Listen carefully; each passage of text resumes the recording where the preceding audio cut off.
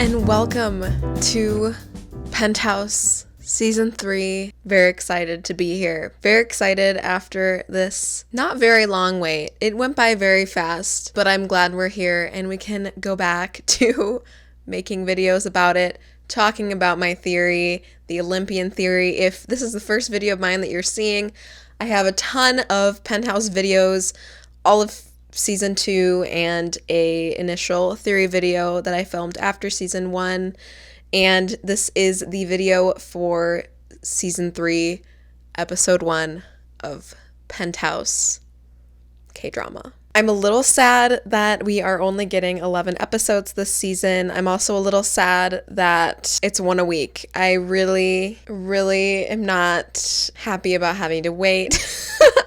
I'm a little impatient.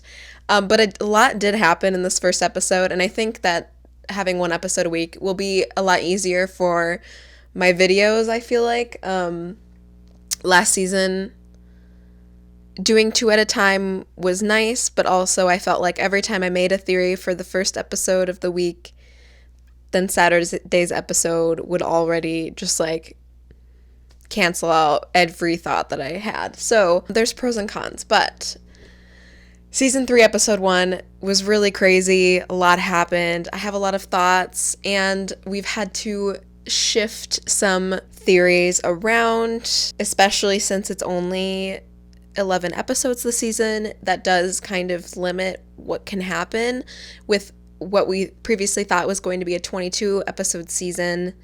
There was a lot more possibility than there is now. There's still a lot of questions after the first episode, but I think as far as my theory goes, there's definitely a lot less that we can do with that.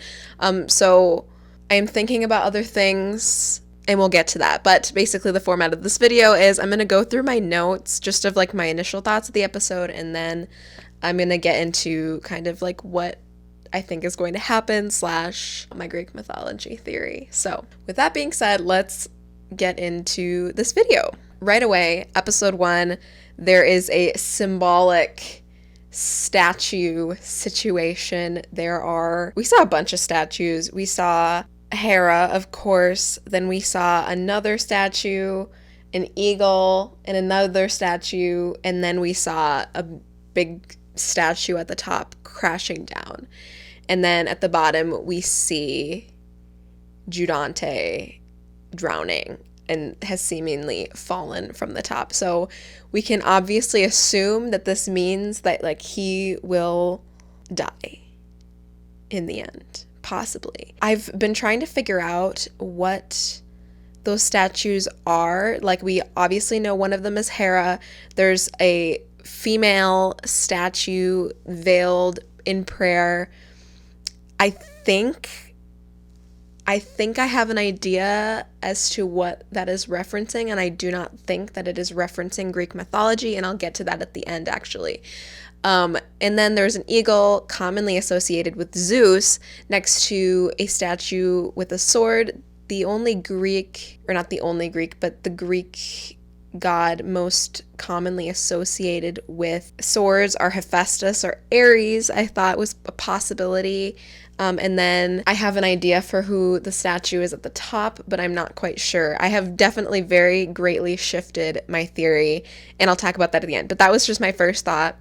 And I also thought that like the Hera statue crumbles at the end. That could also foreshadow just like the demise of Hera Palace, or it could be foreshadowing Shim Suryeon dying. I don't know though. So Joo Dantae wakes up in prison from a dream. This is relevant for what I think happens at the end of this episode. I had a lot of thoughts. I thought that Joo Seokkyung had fake bangs. I don't think that they're fake anymore, but I thought that this was going to prove a time jump. I do think the time jump's going to happen. If not immediately in episode 2, then in episode 3 or 4, I think it's happening very quick, but I think her bangs are real. I just really thought her bangs were fake, so half of my notes are about me trying to figure out if her bangs are real or not. I think that they are. We have a lot of information about who this other new character introduced is. He was sitting on the plane with Logan, as we saw in the finale of season 2, and we have found out that he is the real Joo Dantae. Now, this is really important. This is a very, very important piece of information that we've had. So now we know, we knew that Joo Dantae wasn't actually Joo Dantae and is Mr. Big. So Joo Dantae, we'll still refer to him as Joo Dantae. Joo Dantae stole a new character's name. Is he going by Baek Joongi? Is that the name that he's going by? I think he's going by Joongi in this season. I've seen like a bunch of different like surnames said for him, so we're gonna call him Joongi. Even though he's the real Joo Dantae, there's a lot going on there, obviously, and we still have a lot to figure out. He's an enigma still, but Joo Dantae stole the name, isn't actually Joo Dantae, and that's very interesting. Leads to a lot of possibilities for the season, a lot of possible applications for the theory, and that's very interesting. He's kind of interesting. We don't know much about him. He's like longingly staring at pictures of Shim Suryeon, so there's obviously going to be some sort of romance connection. With that said, we get to Logan's demise. It's even worse in this episode than it was in the finale. In the finale, he had 6 seconds to run away. Okay, at that time, I was like, that is so long. I didn't realize he had over 10 seconds to run away. He literally just sat there and he waited for that bomb to go off. 10 seconds. That's a long time. When your adrenaline is pumping and you're like, this bomb is going to go off, you just stand there and you just wait. Like, you know that there's a bomb. You have 10 full seconds. Like, was beyond. So for that reason, I believe that he's alive. Like, I know at the end a lot of weird things happened. This episode was actually really weird. Like, it was really weird. A lot of things were just like, what? So I think that Logan might be alive. I think it doesn't make sense for them to fully kill off Logan because everyone loves him. In the preview for the next episode, which I don't usually watch the previews, but I think it's important since we're having one episode a week. Gu Hodong was teased as another appearance, and his like wig and clothing and stuff was like in their living room, so like that might be a tease that like Logan is alive. I don't know. Logan's death scene was really fishy, and it's like very clear motivation for Shim Suryeon to be pissed. So I don't know if Logan's dead. I was really sure he was actually dead until this episode, and now I'm like, I don't know if he's actually dead. It doesn't make any sense. And then we find out that Jenny's dad wasn't in on that. It was like a separate thing. So that was confusing and weird. For what reason was he...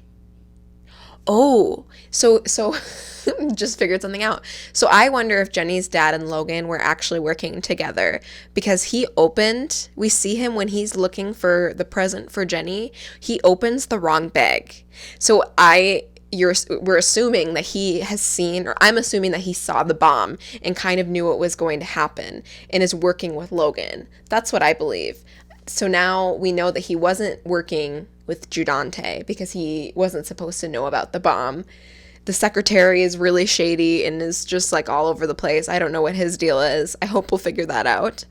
But we know that he was copying the key to the penthouse. We know that he was in the penthouse. I didn't actually see him standing there when he's like standing there and Shim Suryeon walks in and he's like hiding. I didn't see him until the second time that I watched the show, so that was kind of funny. So I think that he is working with Logan. I think that Logan is alive, and I think that is why all of like Gu Hodong's stuff was in the penthouse. I don't think that Joo Dantae brought that in. Like, I think that was separate, right? Like, she walked in, she saw it, she was like, Logan? And then Joo Dantae, like, walks down. I don't think that those two are connected. I think that he got into the penthouse because either Joo Seokkyung let him in, and then Jenny's dad has a copy of the key and like let Logan in.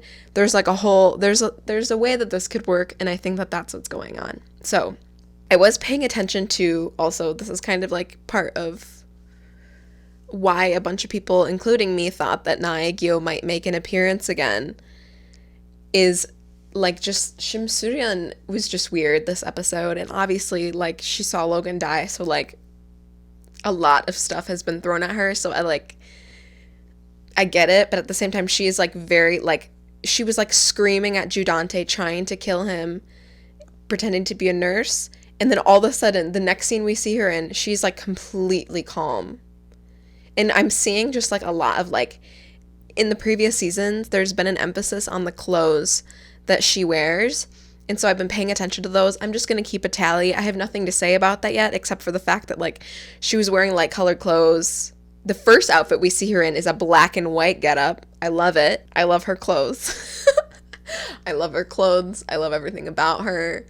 I just love her. And anyways, but like just like seeing how she's wearing light and dark clothing and knowing that that was an emphasis in the first season, I'm keeping track of that. Now this leads me to everything that was going on with Cheon Seojin. Obviously the other characters, like we're seeing them in like these like funny scenes with them in prison, and they're like entertaining. I don't know how long we can go watching that though, so I think for the next episode we'll get to that. I'm getting ahead of myself.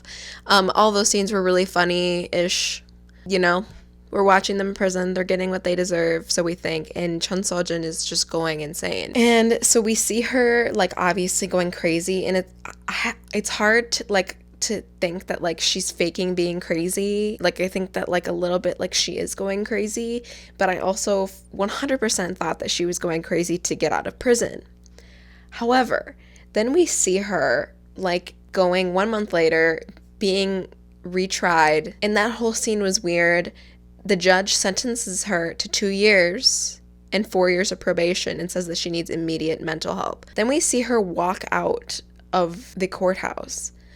Why would she be able to walk out if she was just all that happened was her sentence was reduced? Did we suddenly like jump in time? Like it just doesn't make any sense. So I believe that everything after her sentence being reduced, it also like her sentence being reduced doesn't make any sense, but whatever. Everything that happened after she walked out, including her walking out of the courthouse, I believe was either a dream or like a psychosis. Like she is dreaming this. Everything that happened, everything that Shim Suryeon was saying, oh, Yoonhee being out of jail, doesn't make any sense. I believe that it's a dream, and I believe that it makes sense. It started with a dream. This episode started with a dream. It ended with a dream. That makes sense to me in my head. What doesn't really make sense to me is the preview for the next episode. I don't understand how we see, oh, Yoonhee out of prison. Don't we see everyone out of prison? That doesn't make any sense to me. So there's either going to be a time jump. Like how can we just get rid of all the prison sentences? It doesn't make any sense. So I very much believe that the last part is a dream, and there's going to be a time jump in the next episode because Seojin's sentence was lowered. So it easily could be after that, and maybe we'll get like another episode of the other characters in prison. Something crazy will happen. We'll jump in time again. I don't know, but it just doesn't make any sense to me that oh, Yoonhee's out of prison. And then Joo Seokkyung, a lot happening there. We're setting up a whole new arc of her being ridiculously evil, like just like you just want to like shake her and tell her to stop doing these things. This reminds me of also what I said in the video for the finale. It reminds me of the story of Orion, just the roles flipped. Artemis is, in this case, jealous of the love interest for Apollo, and I believe that either Bae Rona or Joo Seokhoon is going to be killed, or we're just going to magically resolve Joo Seokkyung's jealousy. I hope that that's the case. I hope that she gets resolved instead of like killing people. Like I hope she doesn't kill anyone, but I think it's a very real possibility that she could kill her brother. I think that that's a real possibility. I think it's really annoying that like she's jealous, but I also understand that this is like a motivation for her evilness. Like we can't just like let all of that go. As much as like we'd like to see her grow, I think it makes sense that we're not seeing her grow. She's just dealt with a lot. She's dished out a lot, and so like it's like, does she deserve this or not? But she thought her mom was dead. Then her mom's alive. Her dad, who abused her for years is in jail. And then now, even though instead of like loving this freedom and finally like having your mother back and finally being able to like have a second chance at that, like she's seeing her brother, who has always been really protective of her, being really protective over someone else. And so I feel like for her, this is probably just a very difficult thing to see. Like she doesn't have everything, and it didn't really fix a lot of her problems. It fixed her problems with her father, which is good. Like she's safe now, except now like she's confused and like she and her brother aren't happy, I guess, or in her eyes she's not happy because her brother is being protective of Bae Rona. It's just a lot. I think that helping Joo Dantae is an obvious choice for her in this like mental state. I think in this first episode, a lot of characters are in a very confusing mental state, and that's warranted. They've been through a lot, and we're in just a very interesting situation. So now let's get to the theories and what I think the next episodes are going to bring us. Since the season is only 11 episodes, I've made peace with the fact that my Hercules hopes are probably not going to happen, and that's okay. I think we've shifted to a new situation, and that's going to be fun. That's going to be fun to figure out. I'm also a little sad. I'm a little sad because I believe that the kids are not going to have a bigger role, and that's okay.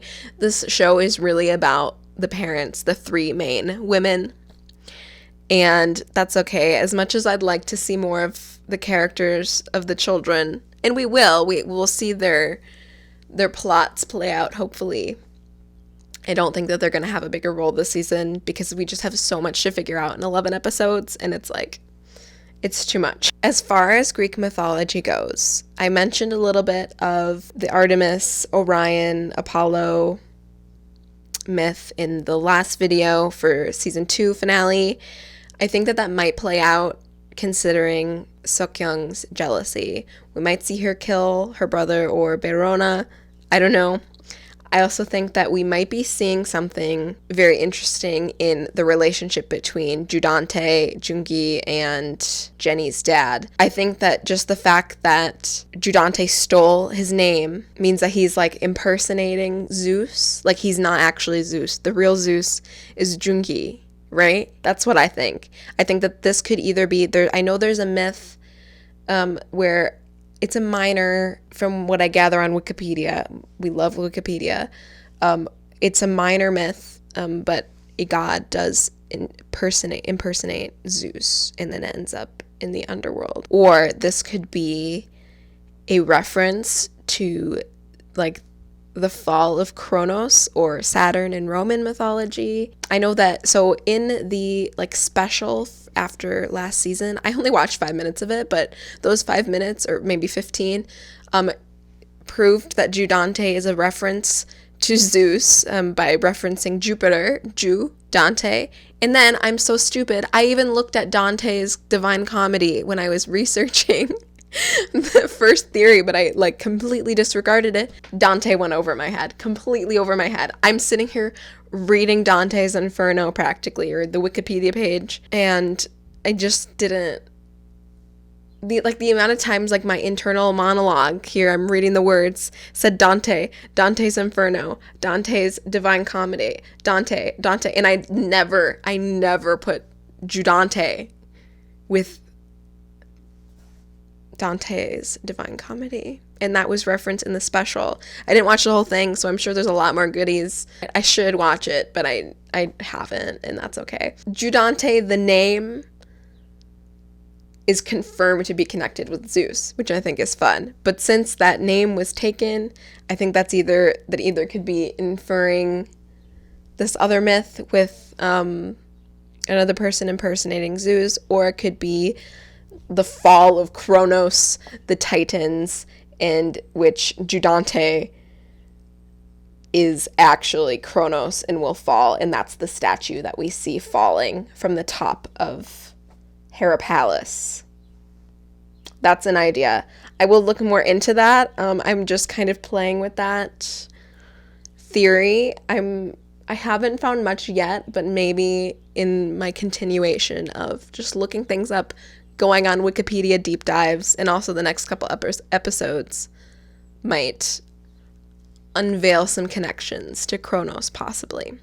Also, I have looked into Dante's Divine Comedy, but I found some things, but nothing that I want to talk about yet, just because it's not fully there. However, I think that the statue of the veiled woman praying could be connected to Dante's Divine Comedy. There's already been an established connection in the specials. Not that comes from the writer, that came from the writer, but if we are associating that, I looked up veiled woman praying statue on Google Images, hoping to find a connection to my Greek mythology, and I instead found just image after image after image of the Virgin Mary from Christianity, which Dante's Divine Comedy relies heavy on. It is essentially based on, or has a lot of Christian references. It does have a lot of references to Greek and Roman mythology, but it is largely referencing Christianity. Again, I haven't read it, the full thing. Will not be reading the full thing, but will be going on Wikipedia deep dives to try and make connections. I know that they're there. It's just, I spent quite a long time and I have ideas. I just want to wait maybe a few more episodes before I unleash that. A lot to think about. There's a lot to think about. I think that's all we're going to think about for this episode. I think that's what we're going to think about for the next week, and we will revisit this next week, and all of my thoughts will be either disregarded or confirmed in the next couple episodes. But with that being said, thank you for watching this video. Let me know your thoughts. This episode was weird and crazy and didn't make any sense, and that's okay. So it doesn't always have to make sense, but I want to hear what you thought about this video. Oh, there was comments on my last video totally proved correct. Oh my gosh. Like literally. Someone, I'll literally post a screenshot of the comment. Literally guessed exactly what was going to happen. It was so funny. Like Joo Dantae literally dressed up, faked. I knew he was doing it too. I was like, oh, he's faking this whole thing. He's going to get out of prison. It makes me so mad. But literally faked being a doctor, got out of prison. I mean, that's literally just a classic K-drama thing. Everybody be faking being a doctor to get out of things. Like, it's just a fact. So loved that comment. Was literally correct. Crazy. I want to know what your theories are, what you think about it, where we think we should go from here. I don't even know at this point. The first episode was literally a fever dream. That's what it felt like to me. I don't know. A good starting place though. So with that, I'll leave you. Thank you for watching. If you like this video, please subscribe, like, and I already said comment, but I'll say comment again. There will be more Penthouse videos to come. At this point, my channel is a Penthouse. It's a Penthouse stan account. So, and that's okay. We love that for me. So don't know what I'm going to do when Penthouse is over. I'm just going to lose all meaning, and that's fine, but that's okay. Thank you. Thank you for watching. See you next time. Goodbye.